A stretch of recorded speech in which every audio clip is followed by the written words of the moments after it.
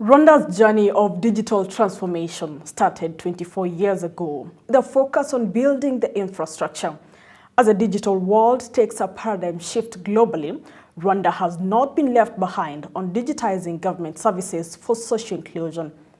A key turning point was in 2015 when the revolutionary Irembo app came to be, creating a one-stop shop for all government services in an efficient and seamless way, even as Rwanda aims to digitize all government services by June 2024. On this episode of Doing Business in Rwanda, we focus on the inaugural Africa e-Governance Conference that has brought together top government leaders, the private sector, and investors to ignite a collective commitment to harness the power of digitization for inclusive growth, sustainable development, and a brighter future for all Africans. I'm your host, Flora Limuki.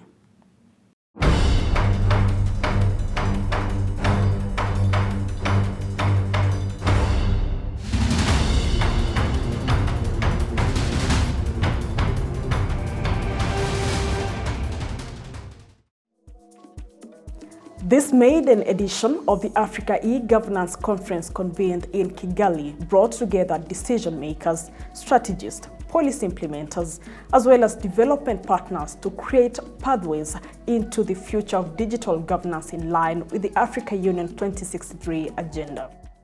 We had the first policy in 2000, and then the whole process was divided in sort of three main facets. The first 10 years were focused on infrastructure and policies. That's the time we deployed fiber, connecting all the 30 districts, border points. And then the second phase of 10 years was a mix of both service development as well as innovation. That's the time we digitized most of the services, having invested a lot. Now the question was, so what is the value proposition for the investment you've made? And that's when in 2014, leading to 15, we had Irembo born, and we focused on the critical services that were demanded by people most. Today we've had from the presentations, Irembo today is celebrating 8 years, and they've served over 30 million applications. They've saved over 120 hours in terms of efficiency. They've created over 7,000 agent network, creating jobs. I mean, Rwanda is a perfect example where technology has been deployed so massively and so beautifully to be able to enhance government, right? We see pockets also in Kenya, we see in South Africa, and so on. But it needs to be all-inclusive. So this is an initiative to get the whole of Africa to understand, one, to understand that technology is available for you to be able to actualize your AU objective for 2063. Two, that you need a roadmap, which is what this conference now is going to create, to say 2024, this is where we are. We want to see this by 2025. So it's a roadmap to 2063. Maybe 2063 is too far off. So the AU has come up with a short version of that agenda. It's called Agenda 2030, the Africa we want in 2030, right? So at least 2030 is in the short term. And we can then monitor and say, okay, so how do we get to 2030 to be able to see the Africa that we want? It's not going to happen overnight, and it's not a miracle that we're expecting. It's hard work that needs to go into that. The financial sector is a clear example of the impact of digital transformation over time, specifically focusing on the fintech space, which has swept away the traditional way of banking. However, issues of data privacy and cybersecurity threats need to be addressed urgently while not curtailing innovation. I think firstly, the thing that we need to focus on is electricity. We know that many people on the continent have no electricity, or electricity is disrupted a lot in many countries. And you can't truly be digital without a more reliable, constant electricity supply. Linked to that as well, availability of networks and data. If we're expecting people to be able to use digital services, whether that's for governments, maybe to make payments, we need them to be able to have that reliable internet connectivity wherever they are in the country. There is a lot of great connectivity in cities, but we are still seeing many rural areas who do not have that connectivity. And then I think the final sort of the key things is the concept of digital identity. One of the things that stops people being able to access things like, social payments, using digital finance, even, challenges with education and health is the lack of identity that they have. And if we're going to go digital, those gaps need to be filled. So we need to create a digital identity that is assigned from someone from the very moment they arrive here on Earth, and it stays with them until they leave us. And during that time, everything around their education, their health, the ability to sort of sign up for services and products, using that digital identity will be really key. But of course, we have to keep that data secure and safe as well. So cybersecurity is another thing that very much governments should look at, because we would never ever want that data to come into the hands of the wrong people.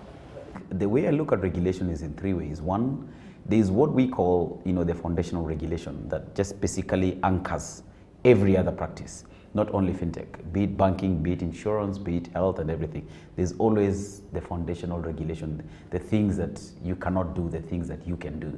So when you look at that, and you look at a country like most countries in Africa, they already have the foundational regulation that allows you, how do you move money, how do you store money, issues around anti-money laundering and stuff like that. So that's already in place. So then we then have to look at what then catalyzes innovation. And this is where now, governments are starting to bring in legislation like the Startup Act in Kenya, things like sandboxes in Capital Markets Authority in Kenya. So basically, platforms that catalyze innovation, and we are seeing that a lot more can be done. We're seeing a lot of that happening in most countries. South Africa is doing this as well.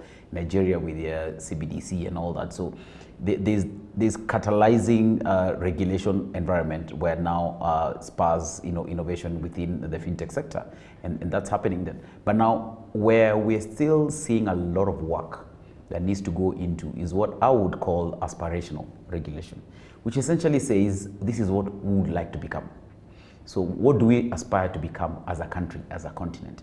And I think that is where we really lack, because that is not so much about tying people down, it's about painting a picture or a vision in legislation, which is a tricky part, because many people do not, create pieces of legislation thinking about sort of something that is amorphous that we want to be. So, and the way I look at this is, how do we create guidelines? Because this cannot be laws per se. It is guidelines that say, hey guys, would love you to think about Kenya, Africa in this sense. But these are the guidelines through which you need to operate. And therefore then, in there between those guidelines is probably what you'd call like a play pack, where everybody comes in, imaginative, and put in their innovation and try out interesting things within some certain guidelines. And then finally, as well as we put the guidelines, we never look at investors as well, because we need to ask ourselves, when the money comes in, not even from foreign investors, but even local investors, even taxpayers' money, when it is used to drive this innovation, what is the impact? What is the outcome? The public-private sector partnerships have spurred economic growth in different African countries, with notable innovations in mobile banking like M-Pesa in Kenya, M-Gurush in South Sudan, and MomoPay in Rwanda are just but a few among many other incredible inventions in the continent. At the government level, what we've managed to do is, because we are key in the transport sector, is to bring an angle where the government is able to get visibility on what's happening within the commercial vehicles. So through tracking and putting other devices in the vehicles, we're able to create dashboards that can give visibility to the regulators and help them manage transport routes and other demands within the transport sector, including licensing. So the resistance we find are people resisting change. So part of it and how we are able to overcome that is showing the key stakeholders in the sector that's actually resisting that change what is in need for them by embracing the change. We've struggled a little bit because of that, because you need resources to do a bit of public education and educating the stakeholders on these benefits and everything. And sometimes it's not a monetary reward for doing that, but it's a necessary step. So the best way we are overcoming that is try to get partnerships that we can do this together, because to change within the transport sector, you need a whole lot of key interests from different sectors of the economy. So that's the approach we're taking.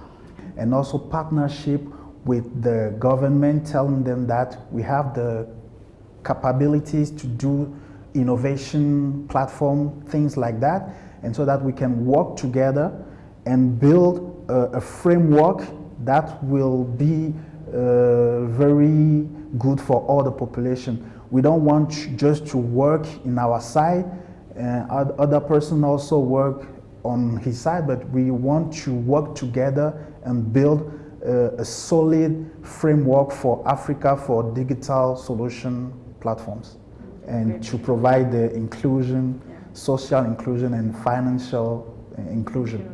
The push from South Sudan is from the private sector, not from the government, and hence it is a little bit difficult.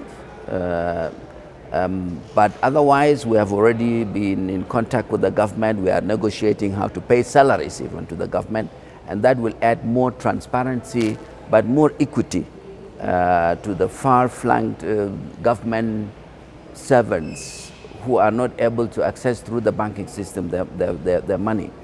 But with Gurush is easy. It's within seconds they can have the money, and they can go to any agent and cash their money and give it to them and buy whatever goods and service they need. The other thing is tax collection. That would make even more easy for the government to collect tax, and even more, and they can expand to get more collection, and hence they will be able to deliver more goods and services and payment for the government services as well. We have seen an aspect of e-governance that our people have not seen yet. That the e-governance is not only, it's reducing the cost, but also you have a social, economic, as well as environmental aspect of the e-governance. And this is very important for us. Well, that marks the end of this episode of Doing Business in Rwanda, noting that the journey towards digital governance is not merely a technological endeavor, but a testament to the continent's unwavering resilience and boundless potential. From leveraging innovative technologies to empower communities to fostering collaboration between government and the private sector, Africa stands poised at the precipice of a new era. I've been your host, Flora Limuki.